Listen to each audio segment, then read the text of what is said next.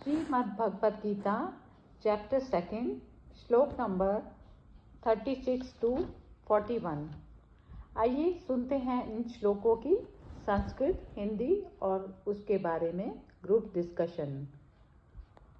अवाच्य वादांश्च बहून् वदिष्यन्ति तवाहिता निदन्त तव सामर्थ्यं ततो दुःखतरं नु किम्। हतो वा प्राप्स्यसि स्वर्गं जित्वा वा मोक्ष्यसे महीम्। तस्मात् उत्तिष्ठ कौन्तेय युद्धाय कृतनिश्चय। सुख दुःखे समे कृत्वा लाभालाभौ जयाजयौ। ततो युद्धाय युज्यस्व नैवं पापं वाप्स्यसि। एषा ते विहिता सांख्ये बुद्धिर्योगे त्विमां शृणु। बुद्धया युक्तो यया पार्थ कर्मबन्धं प्रहास्यसि। नेहा अभि कर्मनाशो अस्ति प्रत्यवायो न विद्यते। स्वल्पमस्य धर्मस्य त्रायते महतो भयात्। व्यवसायात्मिका बुद्धि एकः कुरु नन्दन। बहुशाखा हिनन्तश्च बुद्धयो तुम्हारे सामर्थ्य की निंदा करते हुए बहुत से अकथनीय वचनों को कहेंगे, फिर उससे अधिक दुख क्या होगा। आगे भी पढ़ना है। हाँ, तो ये 41 तक पढ़ दो। युद्ध में मरकर तुम स्वर्ग प्राप्त करोगे या जीत कर पृथ्वी को भोगोगे। इसलिए हे कौन्तेय, युद्ध का निश्चय कर तुम खड़े हो जाओ। सुख दुख लाभ हानि जय पराजय को समान करके युद्ध के लिए तैयार हो जाओ। इस प्रकार तुमको पाप नहीं होगा।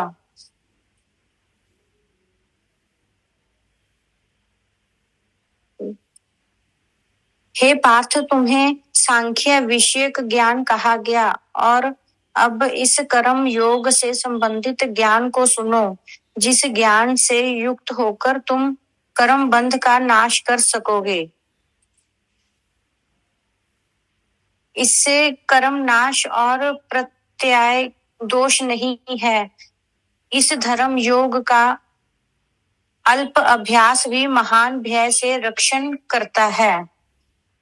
हे कुरुनंदन, इस विषय में निश्चयात्मक बुद्धि एक ही है। अज्ञानी पुरुषों की बुद्धियां बहुत भेदों वाली और अनंत होती हैं।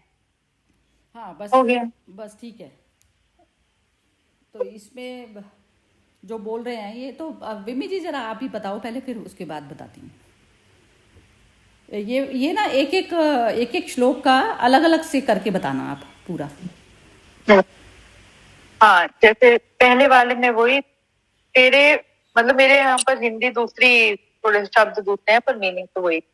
तेरे वैरी लोग तेरे सामर्थ्य की निंदा करते हुए तुझे बहुत से ना कहने योग्य वचन भी कहेंगे, उससे अधिक दुख और क्या होगा। तेरे वैरी लोग, अब वही यहाँ पर जब कृष्ण उसको युद्ध करने के लिए तैयार कर रहे हैं और उसकी जो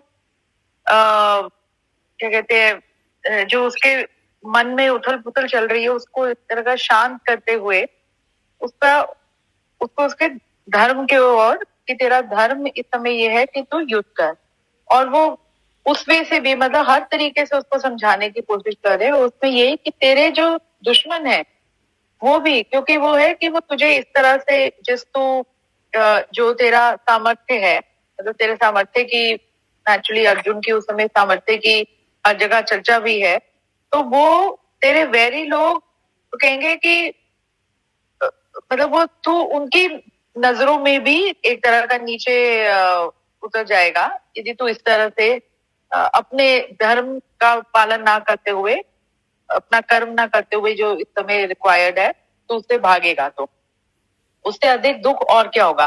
तो मतलब वो उसको कहना चाह रहे हैं कि हर तरह से तुझे कुछ ना कुछ, अभी वो बाहरी का कह रहे हैं, मतलब आउटसाइड एनवायरनमेंट का कह रहे हैं कि वो तुझे वो भी कौंधेगा।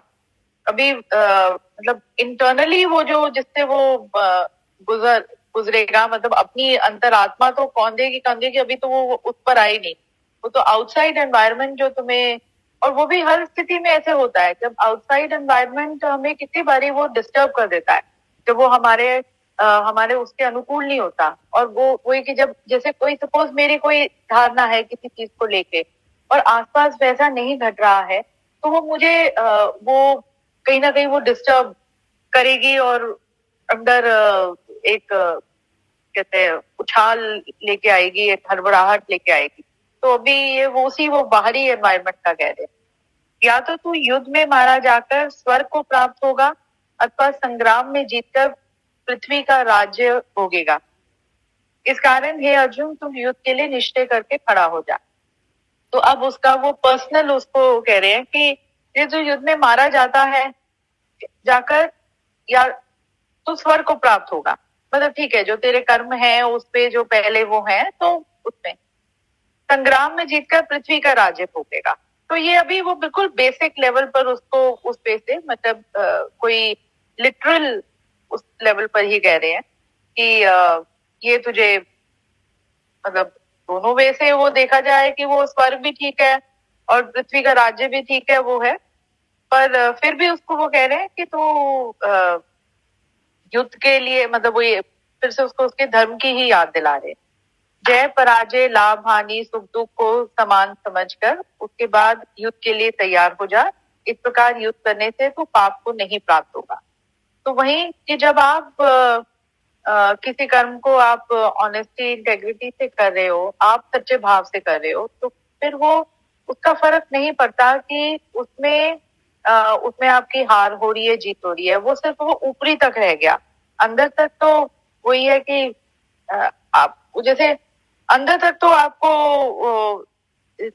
वो तरोताजा कर गया वो या निर्मल कर गया, तो इसलिए कोई वो सुख दुख का वो कोई नहीं फर्क पड़ता, वो उसको कहना चाह रहे हैं। हे पार्थ, यह बुद्धि तेरे लिए ज्ञान योग के विषय में कही गई। तो वो कह रहे कि अभी तो मैं तुझे जैसे समझा रहा हूँ, वही जैसे हम किताबों में भी पढ़ते हैं, जैसे हम ये अभी सत्संग कर रहे हैं, तो ये ही बार बार वो आता है। अब तू इसको कर्म योग के विषय में सुन। तो मतलब वही कि हम वो जो भी हम बात कर रहे थे कि कितनी सारी चीजें हैं कि हम वो पढ़ते हैं, पर जब उसको निभाने की बात आती है या उसको धरातल पर उतारने की बात आती है, तो हम वहां पर हम एक दूसरा रूप हमारा वो आ जाता है। और उसमें हम कभी कभी जैसे हम जब ये पॉलिटिकल भी वो करते हैं, कार्यक्रम करते हैं, तो हम यही कहते हैं कि वो ना संकल्पों को सिद्धि तक ले जाना। तो कल संकल्प तो हम बहुत करते हैं, पॉलिसीज बहुत बनाते हैं, पर उसको धरातल पर कितने उतरते हैं वो वहीं पर वो इम्प्लीमेंटेशन में ही हमारी वो वीकनेस रह जाती है। जिस बुद्धि से युक्त हुआ तो कर्म के बंधन को भली भांति त्याग देगा अर्थात सर्वथा नष्ट कर डालेगा। तो वो कह रहे कि जिस तरह से जो तू सोच रहा है, मतलब तेरा जो अभी विचार चल रहा है क्योंकि तू दुविधा में है, यदि तू उसमें रहेगा तो ये बंधन में बंधा तू रह रहा है, तो उसको वही कह रहे कि इन बंधनों से तू बाहर निकल और एक क्लियर माइंड से, और तू अपने आप को क्या कहते हैं अपनी चेतना को की जैसे जागृत कर रहे हैं और तू मुक्त हो इन बंधनों से। इस कर्म योग में आरंभ का अर्थात बीज का नाश नहीं है और उल्टा फल रूप दोष भी नहीं है, बल्कि इस कर्म योग रूप धर्म का थोड़ा सा भी साधन जन्म मृत्यु रूप महान भय से रक्षा कर लेता है। तो ये जो वो कर्म का है, जब आप कर्म कर रहे हो और वो भी सच्ची भावना से कर रहे हो, उसका आरंभ का अर्थात बीज का नाश, इस कर्म योग में आरंभ का अर्थात बीज का नाश नहीं है।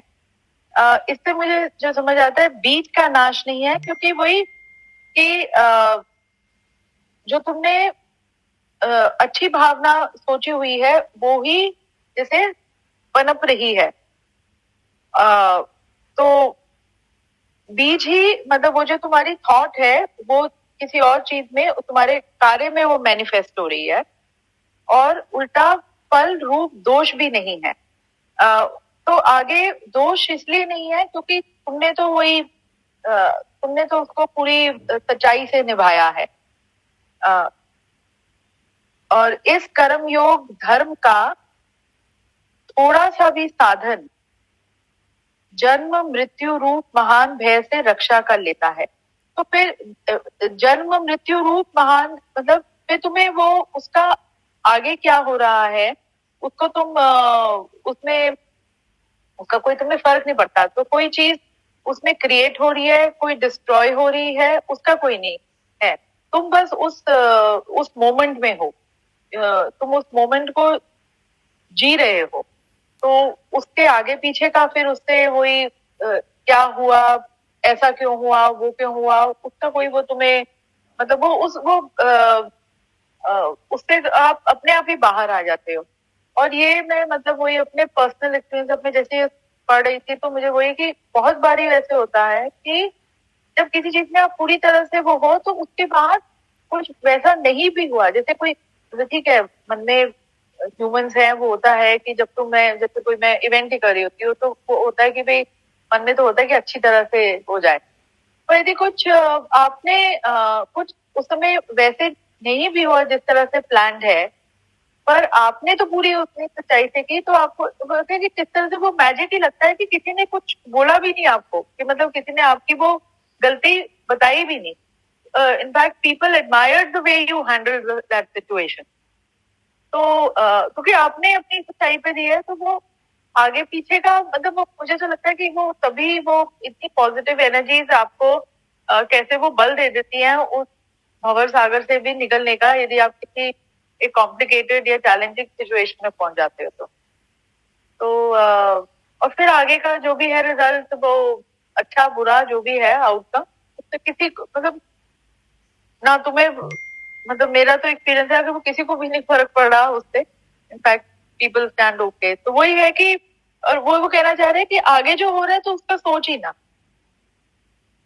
अर्जुन इस कर्म योग में निश्चयात्मिकता का बुद्धि एक ही होती है किंतु अस्थिर विचार वाले विवेकहीन सकाम मनुष्य की बुद्धियां निश्चय ही बहुत भेदों वाली और अनंत होती है।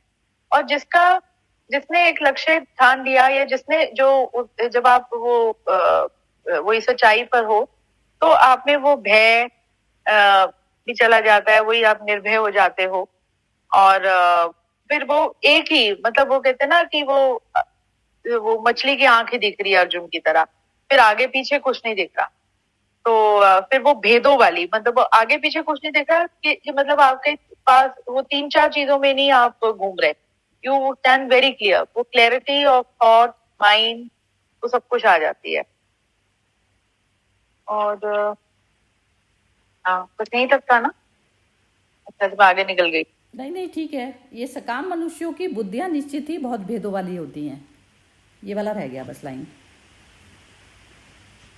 हाँ सकाम मनुष्यों की बुद्धियां निश्चय ही नहीं किंतु अस्थिर विचार वाले विवेकहीन सकाम मनुष्यों की बुद्धियां वही ना। जब जो विवेकहीन जब आप उलझनों में हो और जब आप कभी इधर उधर भटक रहे हो, आपका एक वो थॉट ही नहीं है मतलब एक जैसे वो कहते हैं ना कि कंसंट्रेशन ही नहीं है वहां पर। तो इधर उधर भटक रहे हो तो उसमें वही है कि आपके तरह तरह के आपके विचार होंगे, आप कंफ्यूज ही रहोगे। तो वही अर्जुन वाली वो मछली की आंख वाली कि एक अपना वो फोकस रहो और सच्चाई पर जब जो इंसान काम कर रहा है तो उसके लिए फिर वो उसका सुख दुख अच्छा बुरा वो उससे काफी ऊपर उठ जाता है। तो कोई फिर वो फर्क नहीं पड़ता। और मुझे लगता है कि जब वो आप वो कर लेते हो तो अपने मन को ही वो इतनी को शांति है वही वहीं पर आप स्वर्ग में पहुंच गए। क्योंकि जब मन शांत हो गया तो वो स्वर्ग ही स्वर्ग है, सब जगह आनंद ही आनंद है। बढ़िया, इतना सुंदर बिल्कुल अच्छे से एक्सप्लेन किया आपने ये। पता नहीं मैं शायद कहीं कंफ्यूज भी हो मतलब बोलते बोलते पर पता नहीं जो कंफ्यूज नहीं है, क्लैरिटी बहुत अच्छी थी। ये बल्कि ये वाला जो 40th श्लोक था ना, ये आज तक भी आपके जैसे भी एक्सप्लेन किया नहीं है किसी ने भी। चलिए देखते हैं, आप आज विनोद जी का भी देखते हैं। हाँ जी विनोद जी, वेलकम आपका। आपके बिना ना सेशन बेकार रहता है, वैसे मैं आपको पहले बता रही हूँ। बहुत दिनों बाद आए। हाँ अभी जुलाई का महीने है, थोड़ा हेक्टिक रहता है हमारा रिटर्न की टाइम। नहीं नहीं, कोई बात नहीं, लेकिन miss करते हैं हम। हाँ नहीं, थैंक यू। ये 36 37 तो बढ़िया एक्सप्लेन किया। 38 से ही मैं अपने व्यूज देता हूँ। इसमें कृष्ण जी कह रहे हैं कि कर्म योग से ही तू पाप के भोगी नहीं रहेगा। मतलब कि एक जो कहते हैं कि अगर कर्म योग के हिसाब से जो सही है, अगर किसी ने गलती की है तो उसको उसका वध करना है या उसको उसकी सजा देनी है। तो कर्मयोग अगर सेंटर से कोई डिसीजन लेते हैं, मतलब जिसमें अनबायस, मतलब जो बायस डिसीजन नहीं है कि मेरी ईगो को हर्ट किया है तो इसको मैं बदला लूं, यहाँ जो अनबायस डिसीजन, जिसने गलत काम, जैसे दुर्योधन ने गलत किया था तो उसकी सजा उसको देना है। तो कर्मयोग के अनुसार अगर तू जो सही युद्ध कर रहे हो तो उसका तू पाप को भोगी नहीं होगा, मतलब पाप तुम्हारे ऊपर नहीं लगेगा। ये है 39 पे कहा गया है कि अगर कर्म योग की जगह तू ज्ञान योग से भी करेगा, मतलब कि ब्रह्म को प्राप्त करने के दो रास्ते हैं, कर्म योग है और ज्ञान योग है। तो विषय में कही गई है इसमें कर्म योग। हाँ, मतलब कि अपने जिस बुद्धि से युक्त हुआ कर्मों को, बंधन को भली बात की त्याग करके नष्ट कर देगा। मतलब कि योग का अर्थ है कि जुड़े रहना है तुमको। तुम कर्मयोग से भी वो ब्रह्म प्राप्त कर सकते हो, ज्ञान योग से भी प्राप्त कर सकते हो, दोनों चीजों का बता रहे हैं। फिर इसके आगे जो है कर्मयोग में ये वही है कि कर्म करो फल की इच्छा नहीं करो। मतलब जो गीता का सार है कि कर्म करो, रिजल्ट की तुमको एक्सपेक्टेशन नहीं रखनी है, क्योंकि जो तुम कर रहे हो कर्म, मतलब जो एक पहले भी कहावत है कि कराते हो तुम कन्हैया नाम मेरा हो रहा है।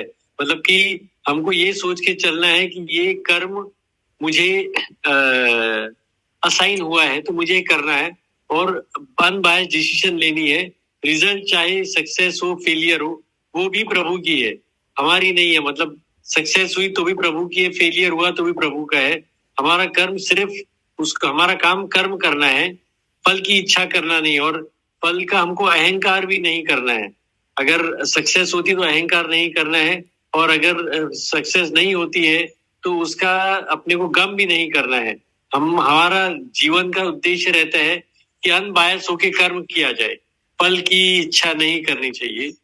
और लास्ट जो है कर्मयोगी, जो कर्मयोगी रहता है उसकी बुद्धि जो रहती है वो निश्चय और एक्सपीरियंस दोनों मिलके जो निश्चयात्मिक बुद्धि रहती है। मतलब वो अपना एक्सपीरियंस भी और जो उसका नॉलेज है उससे वो सही सेंटर से अनबायस्ड डिसीजन लेता है, तो वो बढ़िया एकदम कर्म करता है और अपनी कार्य शक्ति बराबर से करता है। और जो उसके उलट जो विवेकहीन या बुद्धि या जो गलत तरीके से या तामसिक बुद्धि वाले हो गए, उनका क्या रहता है कि वो निश्चय में बहुत भेद, मतलब वो बायस डिसीजन रहती है। भेद वाली मतलब कि वो ये देखते हैं कि इसने मेरा अपमान किया है तो मैं इसका बदला लूंगा। वो इसके लिए नहीं कर रहे हैं कि वो गलत कर रहे हैं, वो उसने मेरा अपमान किया, वो उस एंगल से सोच के जो उसके साथ युद्ध करते हैं या गलत कार्य करते हैं, तो उसमें उनकी जो डिसीजन है वो गलत होती है। तो इसके लिए विवेकहीन मनुष्य जो है वो सही काम भी करेगा तो उसकी डिसीजन गलत होगी, बिकॉज उसकी थिंकिंग बायस है। तो अगर वही अनबायस करके वो डिसीजन लेता है तो उसके कार्य सब सही होंगे। बस यही कह रहे। Thank you. बिल्कुल ही जी, बहुत सुंदर बोला है। बाकी क्लैरिटी पूरी तरह से हो चुकी है, और अपने जो डे टू डे रूटीन में आप उस चीज़ को बीच में अपने इस तरीके के ज्ञान को, भगवान ने जो बोला, भगवान की वाणी ही अपनी ही वाणी है। तो इसमें ये जो पहले 2 श्लोकों में तो भगवान ने वो जिस तल पर जी रहा है, फिजिकल लेवल पर जी रहा है, तो उसको फिजिकल तरीके से समझाने की कोशिश की। सेकंड जो चैप्टर है पूरा सांख्य योग, ये ज्ञान योग वाला चैप्टर है। तो इसमें कहते हैं ज्ञान से पहले तुम हल्के हो जाओ, ज्ञान से पहले हल्के हो गए। अब जब तक शरीर है तो उसके बाद ये नहीं है कि ज्ञान से आप हल्के तो हो गए लेकिन फिर उसके बाद आप बैठ जाएं, तो बैठने का नहीं लेना देना है उससे कुछ भी, क्योंकि जब तक बॉडी है तो कर्म करना, आप प्रकृति कर्म से बंधी हुई है, प्रकृति का काम ही यही है, तो बॉडी हो गई प्रकृति का लेना देना। तो उसमें ज्ञान से सिर्फ काम नहीं चलेगा, तो ज्ञान से पहले योग हो गया तो आप हल्के होके कर पाएंगे, बस इतना फर्क होता है। बाकी आप उससे कर्म से छूट नहीं सकते जो भी आपके सामने है। तो इसमें जो वो अवस्था, पहले तो ये दोनों में फिजिकल वाले तरीके से समझा रहे हैं कि तू ये जीतेगा, स्वर्ग को प्राप्त होगा, ये सब चीजें जो बता रहे हैं। तो इसमें जो स्वयं की कैद में जो चेतना है हमारी, स्वयं के मन की कैद में, मन फॉर्म हुआ है हमारे अपने पराये, जो भी हम देखते हैं अपने पराये में कि ये मनुष्य को मैं ऐसा कर दूंगा। तो जो फिजिकल कर्मों को देखकर जो हम कहते हैं कि अच्छा और बुरा, तो जैसे ये जो दैविक प्रकृति के भी जो लोग होते हैं वो अच्छे से बंध जाते हैं, अच्छे से बंध जाते हैं कि किसी का वध करना वो समझते हैं कि ये वध अच्छा नहीं है, क्योंकि वो क्या है, जगत उनको ये कर करके चढ़ा दिए, ये तो बहुत अच्छा आदमी है, बहुत मनुष्य अच्छा है। तो यहाँ पर अब हमारी जो अच्छाई होती है वो हमारे रास्ते में बाधा बन जाती है, वो हमारे पैरों में रुकावट बन जाती है कि अब वध करना कैसे। तो कर्म कोई भी अच्छा बुरा नहीं है, कर्म को हम अच्छा बुरा उसकी मेंटेलिटी के हिसाब से कह देते हैं, जैसे दैविक और आसुरिक के हिसाब से। लेकिन मुक्त अवस्था कैसे आएगी, तो मन की स्वयं की जो अपनी मन की कैद में जो चेतना बैठ गई जाके, तो मन की कैदें जो है सारी मेरे को खत्म करनी पड़ेंगी, तो अपने स्वरूप में आना पड़ेगा। तो वो जो कर्म जो ज्ञान है, ज्ञान से अपने स्वरूप में आए कि मेरा योग कर लिया मैंने, पहले मैंने योग कर लिया, जो मेरे विचारों की कैद थी मैं उससे बाहर निकली पहले, कि अब मुझे सही, तो विवेक बुद्धि से निकल पाओगे आप। विवेक बुद्धि की जो ट्रांजिटरी जो चीजें हैं उनसे मैं हटूं, अपना पीछा छुटाऊं पहले, कोई किसी का संगी साथी नहीं, कोई कुछ नहीं। तो वो आपका जो है स्वयं के साथ में आपका योग हुआ, स्वयं के साथ में होता है। परफेक्ट सेल्फ जो है, सुप्रीम सेल्फ और परफेक्ट सेल्फ उसको कहा जाता है, जो मन की कैद में होकर काम नहीं करते। तो उस अवस्था में आप आ गए। तो उसमें आप कह रहे हैं कि कर्म योग में आरंभ का मतलब ये हो गया कि कर्म योग आपका स्टार्टिंग ही तब होगी जब आपका योग पहले स्वयं के साथ तो हो जाए। आप जो मन की कैद में फंसे पड़े हो, पहले आप अपना स्वयं के साथ तो योग कर लें। तो योग कर लिया, तो उसमें वो योग कैसा हुआ, वो ये योग ये हुआ कि ये शरीर जो इंस्ट्रूमेंट मात्र है, तो अब उसको मैं ऑपरेट करने के लिए पूरी तरह तैयार हूं। तो कर्म तो उसका नाश नहीं, बीज का नाश, मतलब जब मैंने योग कर लिया अपने स्वयं की परफेक्ट सेल्फ के साथ में, तो फिर उसमें बीज का नाश नहीं, उसका तो नाश कभी हो नहीं सकता, वो जन्म मृत्यु से परे है। ये चीज हमें उसमें जो आत्मा का जो ज्ञान था उसमें हमें पता चल गई ये चीज। अब उसमें कह रहे हैं उल्टा फल रूप दोष भी नहीं है। अब फल रूप दोष कहाँ से उत्पन्न होता है, जहां पर मन बीच में आता है। मन जहां पर भी आपका बीच में आएगा और मन की कैद में होकर चेतना जब डिसीजन लेगी, तो फल रूप दोष तैयार हो जाता है उसका, क्योंकि आपने मन से संचालित चेतना को जो है आपने वो करा है, प्रेफरेंस दिया है इस चीज को। तो अब उसमें वो जो युद्ध से भागने के, तो वो युद्ध से भागना भी उसको कर्म बंधन में बांध देगा, बांध इस तरीके से देगा ना कि वो जो जिस समय में जो चीज करने लायक उचित थी, अब वो मन के कारण, मन के कैद की वजह से, और वो उसको कर नहीं पाया, तो इसलिए वो कर्म बंधन में बंध गया। बिना कुछ कर्म करे भी हम इस प्रकार से बंध जाते हैं। अब जैसे हमारे सामने कोई भी जो दृष्टि आती है, कोई भी जो चीज आई है, और हमारे सामने कोई चीज पड़ गई और उसमें हमने अपनी आंखें बंद करे बैठे रहे, तो वो चीज क्या होती है, मुंह भी आपकी वो उसमें सहमति थी, नहीं एक्ट करना भी आपका सहमति होना है। और वहां पर उस चीज का जो है आप अपने आप ही अपने ना मनन, कोई ये नहीं है कि कोई भोगने वाला है, कोई बताने वाला है, लेकिन है ना आपने जो चीज सीन आपके सामने जो गुजरा ना, और उस पर आपने एक्ट नहीं करा, तो आपका ही मन एक टाइम पर आकर जब आप शुद्ध उस पर तल पे बैठेंगे, तो आपका मन अपने आप ही जो है आपको बार बार परेशान करेगा, क्योंकि उसमें जो विचार हैं वो बनते रहेंगे कंटिन्यूसली, उसमें प्रोडक्शन वो चालू रहेगी। तो ये चीज कह रहे हैं। और ये कह रहे हैं कि कर्म योग थोड़ा सा धर्म, कर्म योग रूप धर्म का थोड़ा सा भी साधन जो है, अब साधन ये हो गया कि जन्म मृत्यु उस अवस्था को कहते हैं जब क्षणभंगुर, जो संसार का जो नियम क्षणभंगुर में जीता है, क्षणभंगुर चीजों के साथ में जब अटैच होते हैं, तो आप जिस भी चीज के साथ में अटैच हुए, जैसे आपने कोई भी चीज, अपने वस्तु भी हासिल की है, तो वस्तु भी वो बहुत टाइम तो टिकने वाली नहीं है, तो वो जन्म मृत्यु वाली कैटेगरी में आ गई। जिस भी चीज के लिए आपने सांसें लगाई हैं अपनी, तो वो जो है जन्म मृत्यु वाली कैटेगरी में आ गई। और जब आपने मन से हटकर, जब आप कोई डिसीजन लेते हैं मन से हटकर, या नॉन बायस, जो विनोद जी ने बोला, नॉन बायस होकर जो लेते हैं डिसीजन, तो उसमें क्या हो गया, जन्म मृत्यु वाला जो आपको वो पकड़ेगा नहीं ना, क्योंकि आपने किसी पर्टिकुलर उसके लिए तो किया नहीं। जैसे एक सैनिक तैनात है बॉर्डर पर और वो फाइट कर रहा है, वो फाइट में चाहे उसकी जान भी खत्म हो जाती है, तो लेकिन वो कितना सुकून से मरता है, सुकून से, सुकून इस तरीके का होता है उसके अंदर कि वो चाहे जीत हुई चाहे हार हुई कुछ मैटर नहीं कर रही है, लेकिन मैंने उस चीज के लिए एक एक्ट तो किया। तो वो जो पॉइंट होता है वो हर उस पे आता है हमारे जीवन में, जहां हम इमोशनल बैगेज में जब फंसते हैं तो ये चीज आती है, तो उस समय हमें ये करना चाहिए। और ये बता रहे हैं कि निश्चय आत्मिका बुद्धि एक ही होती है। निश्चय आत्मिका बुद्धि मतलब मेरे को जो है हर वक्त मैं विचार शून्य अवस्था में जाऊं, जो चैतन्य है मेरा, जो परम चैतन्य के साथ में मेरा मिलन हो, जो संसारिक जो बैगेज के जो इमोशंस मैंने पाले हुए हैं ना, तो वो वाले जो इमोशनल उससे जब मैं हटूंगी तो तभी तो मैं विचार शून्य अवस्था में आऊंगी ना। तो निश्चय आत्मिका बुद्धि एक ही होती है कि संसार के रिश्ते नातों को मैं प्रायोरिटी नहीं दूंगी, कभी भी किसी भी चीज में नहीं दूंगी। तो वो अवस्था जब एक ही बुद्धि है बस उसकी, कि मेरे लिए कुछ भी नहीं है, जो जैसा आएगा मेरे सामने उसके हिसाब से अकॉर्डिंगली एक्ट हो जाएगा अपने आप, तो उसमें सोचने विचारने की भी नहीं। तो एक ही बुद्धि है उसकी कि मेरा स्वयं चैतन्य तल पर वो हमेशा स्टैंड रहता है, वो मनुष्य ना मन की कैद में फंसता ना कुछ होता। तो इस प्रकार जब हम जागृति में, जब चैतन्य लेवल पर जिसका जो संगी साथी हो ही नहीं सकता, वो आत्मा का लेवल होता है कि असंग है आत्मा, तो उस वाले लेवल पर जब मनुष्य जीता है तो आत्मिक पावर जो है उसको पूरी तरह से आत्मा की रोशनी में वो कार्य कर रहा है। तो इस प्रकार से जो उसका वो स्वयं आत्मा ही हो गया एक तरीके से, मतलब वो मन की उसमें नहीं रहता। तो उसकी एक ही बुद्धि होती है। एक ही बुद्धि क्या होती है, वो सिचुएशन का पूरा एनालिसिस कर लेता है, और जहां पर वो मन को बीच में नहीं लाया और पूरा एनालिसिस करके कि कहाँ पर थोड़ा सा झुकने में बहुत ज्यादा ब्लंडर नहीं होने वाला है, और थोड़ा सा जो है ऐसा वाला करने में भी कुछ नहीं होगा, तो उतने हद तक का तो चलाएगा, वो मैनेज करेगा।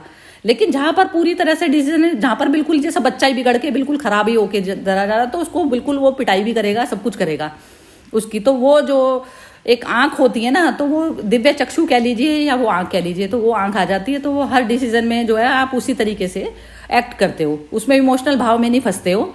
इवन अपने बच्चों के प्रति, वाइफ के प्रति, हस्बैंड के प्रति, तो ये सब जो इमोशनल बैगेज में जो हम फंस कर जो हम काम करते हैं ना, तो वो हमारे कर्म बंधन के कारण होते हैं। और विवेकहीन मनुष्य उस अवस्था को कहा जाता है कि जिसमें आप विवेकहीन अवस्था, मतलब जहां पर आप ये नहीं समझ रहे कि ये जो चीज जो चला रहा हूं मैं, जैसे किसी के साथ में हस्बैंड वाइफ भी मैनेज कर रहे हैं, चलाते चलाते ये क्या होता है, स्वभाव दूसरे इंसान का पक जाता है।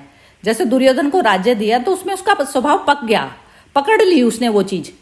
अब ऐसे पकता चला जाता है, जैसे हम बच्चों की भी बहुत सारी डिमांड्स को पूरी करते चले तो उनका स्वभाव हो जाएगा कि ये तो मेरे पास में आ ही जाएगी। तो ये विवेक बुद्धि से जब एक मदर और फादर एक्ट करते हैं तो उसमें फिर उसको पता होता है कि आदत नहीं बनने देना है किसी की भी। तो आदत जैसे बन गई, जैसे मोदी जी की भी कह लीजिए, सीट की एक आदत हो गई, छोड़ने कोई तैयार नहीं, तो वो भी तो एक आदत हो गई ना। तो वो आदत को फिर तोड़ना है हमें, किसी की भी। तो वो आदत को तोड़ वो ही सकता है मनुष्य जो अपनी स्वयं की आदत को, पहले तो स्वयं की आदत पे वॉच करे। तो पहले तो अपने ऊपर तलवार लगाई, फिर दूसरे पे तलवार इस तरीके से लगाई कि वो दूसरे की भी आदत को बनने नहीं दे रहा है। वो सडन उसका एक्ट एकदम बदल जाता है कि अब ये अभी तो मैं पूरी कर रहा था इसकी डिमांड, अब मेरे को नहीं करनी क्योंकि इसकी आदत बन रही है अब धीरे धीरे इसकी। तो ये चीज उसको पता चल गई। तो विवेकहीन जो होती है उसकी, सकाम मनुष्यों की जो बुद्धि होती है, सकाम उस तरीके का होता है कि मेरे को ये लगता है कि बच्चे की मैं ये वाली बात नहीं मानूंगा तो कल को वो मेरे को सुनेगा नहीं, या मेरा बुढ़ापे में नहीं करे, इस तरीके के विचारों में भी पेरेंट्स आ जाते हैं कभी कभी। तो इस तरीके की सकाम, तो सकाम पर तो आप कर ही नहीं सकते। तो विवेकहीन मतलब विवेकहीन कह लीजिए या सकाम मनुष्य कह दीजिए, तो दोनों एक ही बात हो गई। सकाम मनुष्य विवेकहीन ही होते हैं। तो बुद्धियां जो है निश्चित भेदों वाली इस प्रकार से अनंत होती है, उनकी अनंत तरीके से दिमाग चलेगा कि इसके बाद में ये कर दूंगा तो ये हो जाएगा, और ये मेरे से बुरा मान जाएगा, ये भला मान जाएगा। ये सारे संसार के मतलब मैटर होते हैं इस तरीके के। तो ये चीज है इसमें। तो बताइए जरा, अब मोना आप बोलो। नहीं, सबने इतना अच्छा बोल दिया है। मतलब मुझे यही बोलना है, इसमें भगवान ने जैसे अपना फर्ज, अपना कर्म करने के लिए उसको, अर्जुन को प्रेरित किया है कि तेरा ये कर्म है, तुझे ये करना है। और वो मतलब निश्चयात्मिकता बुद्धि, मतलब अपना एक फोकस, जैसे वो विमी जी ने बोला अभी, वो मछली की आंख, तो उस मतलब ऐसे अपना ध्यान सिर्फ उसी पे ही केंद्रित करना है। मतलब मन में वो 1000 विचार नहीं करने, भी ये मेरे रिश्ते नाते, ये सगे संबंधी, उसमें विचार नहीं करना। बस भी एक बुद्धि निश्चय करके भी मुझे ये युद्ध करना है, मुझे ये मेरा कर्म है, मुझे ये करना है, उस पे फोकस करना है। भगवान ने यही बताया मुझे, ये बोल दिया मैंने। हाँ, ये गाइड ही करा है बस उन्होंने, और बीच में जो है इंटरफेयर नहीं किया। बीच में इंटरफेयर मतलब ये होता है कि जैसे कोई यदि जबरदस्ती नहीं कर रहा तो जिस पे हमारा जितना जितना जैसे राइट बन जाता है ना, हमारा राइट बन जाता है कि मैं किसको कितने अपने उसमें ले सकती हूँ ऑरे में, तो ये चीज होती है तो मैं उस पर उतना ही कंट्रोल कर सकती हूँ ना, फिर उसके बाद में मुझे छोड़ना ही पड़ता है। तो ये अवस्था होती है हमारे जो संसार की जो होती है ना, तो उसमें आपका जितना मैक्सिमम राइट होता है, आप कहते हो बस आंख बंद करके तू मेरी बात मान ले, बस मैं कह रहा हूँ ना ये वाली चीज, तो भगवान ने ना ये वाली भी बात नहीं कही कि आंख आंख बंद करके तू मान ले मेरी बात। उन्होंने बस समझाया उसको, फिर उसके ऊपर ही छोड़ दिया था पूरा डिसीजन कि अपने आप ही तू अपना मतलब मन से अपना युद्ध में तू खुद ही लड़ पहले, और फिर वो खुद लड़के फिर वो कृष्ण बना, फिर कृष्ण बनकर जो है उससे फिर वापिस वो कराया युद्ध, कृष्ण बना ना, क्योंकि अर्जुन तो मर गया ना उसमें। मन का मरना मतलब अर्जुन का मरना, मन मार दिया उसका इस तरीके से। हाँ जी, ये बिम्मी जी और विनोद जी कुछ लास्ट कमेंट बोलना चाहते हैं तो।